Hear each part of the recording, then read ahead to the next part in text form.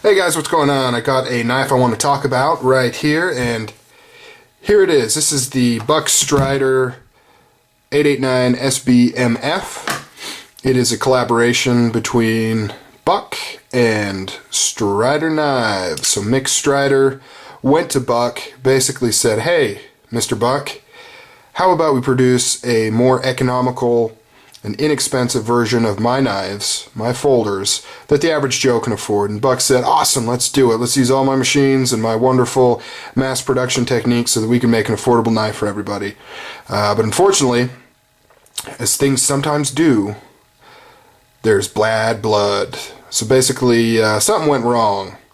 And I'll throw in my theories here in a minute, but something happened, didn't work out, they parted ways, and frankly, I don't think Mick Strider has any intention of doing anything like this in the future. He obviously did some work with Kershaw on their zero tolerance knives, or some of their zero tolerance knives, but it wasn't a inexpensive version of a Strider knife. I mean, it was its own beast. Whereas this really is just an inexpensive Strider. That's what it is. It's a liner lock instead of the titanium frame lock, obviously here. It's actually a pretty weak liner lock. This one actually overlocks. Sometimes it'll actually go completely over, which, you know, I'm not too concerned about, because it almost seems like it's possibly designed to work that way, or at least it's designed not to fail when that happens. As you can see, it's got a really thick washer on this side, which creates quite a gap. This one's really skinny. So even if it were to go all the way over there, as long as it doesn't actually slip inside a gap, then the lock should not fail. But it is a little annoying that it doesn't work a little better. One of the weird things, though, I've noticed with this knife is that liner lock looks pretty thin, right? I mean, it's not, I've seen thinner, but it's not super thick. However, I don't know if it's the heat treatment on that or what, but it's kind of a beast to undo. I don't know what that is, because I've got thicker liner locks, I believe, seems like, and yet this sucker's like really hard to move out of the way. I mean, not so hard that it's annoying, it's just surprising. You know, when I look at this, I would think that that would be an easy liner lock to toggle, but it's really not. So that's kind of interesting. The steel on here, I think it's 440A.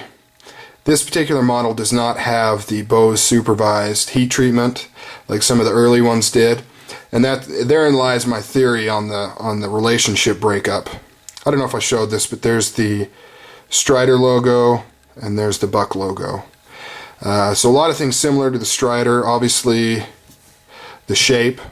It's really just the materials that are off, and possibly some of the fine machining, the fit and finish, things like that. This is like a, you know, this is a plastic. It's a textured plastic. It's fairly grippy. It's not bad. Kind of fits in with the whole Strider rugged look type deal. The pocket clip is reversible, left hand, right hand. It's all tip up. One thing that's interesting is this actually has screws filling those holes. Never seen that before. Usually they just leave the holes open. And that comes to mind to another odd knife with a clip, and that is the Cold Steel Spartan. The Cold Steel Spartan actually comes with another clip, I guess, in case you want one on both sides or you lose it. I don't know. I've never seen that anywhere either, but never seen this. It actually has screws filling the holes on the other side. Pretty interesting. I don't know. It's kind of cool, I guess. Don't want extra holes. You've got a lanyard hole right there.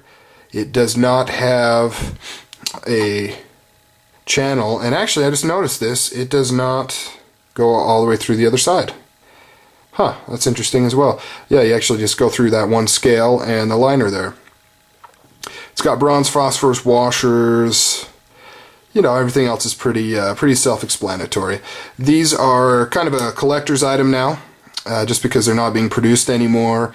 Also because they were so inexpensive, most people bought them as users. I'm sure a lot of people bought them not knowing who Mick Strider was. They just, you know, I mean, these were sold at, I don't know if they're sold at Walmart for sure, but they were sold at, you know, just sporting stores and just regular, common chain type places. So people pick these up just as, you know, 30, 40, 50. Actually, I think 40 was the lowest price. Maybe 30 something. So they did go up from there. This is about I think this went for about 40 or 50 bucks, this particular model. Something like that. But they'd pick these up and they'd use them. And they'd lose them, and they'd break them. Although I think they're pretty tough. I don't think there's too many breakage issues, but people would use them. So they didn't exactly collect them. So, you know, of course, that creates a collector's market later. That mixed with the fact that they were discontinued, never to be produced again, kind of turned them into a little bit of a collector's item. This one's in pretty good condition. It's used. It's got some scratches on the blade, but overall it's in very outstanding condition. I'm really happy with this knife. I think it's really cool. It's really cool to have in my collection. I haven't ever, I guess, had the balls to fork out the cash for a Strider. I just don't know if I could do that. You know, spend that much cash unless I got like a deal, somebody selling used. I don't see how I could. I mean, I could buy a handgun for that. I could buy a rifle for that. You know, I don't know. I just can't see myself spending that much on a manual folder, I guess. Even though, I mean, when you break it down, it's not that outlandish. Wow, now I'm getting way off topic. You can shut this off if you want. I'm pretty much done talking about this. I'm just going off on random shit now. But, you know, if you break it down, it's pretty much worth it. It's high quality steel, great design. You know, you've got thick titanium slabs. Obviously, I'm talking about a real Strider now, not this. But I'm still waving this around, so it might be kind of confusing. And it's got the lifetime Strider warranty. You know, I mean, if you really add it up, you're like, oh, okay, I could see how it costs that much. But at the end of the day, you're still talking about a production folding knife. You know, going for 500 plus, you know, depending on what you get, the size. I always wanted the SMF, which is the larger folder, so that would run a little bit more. And of course, if you get the double gunner grips, you know, yeah, you're talking like $600 at the end, you know, after our shipping and whatnot. So that's a lot of cash. So I picked one of these up instead. Even though these are going for about double what they originally retailed for, it still pales in comparison to an actual Strider. Anyways, I'm done. I'm shutting this off. Catch you guys later.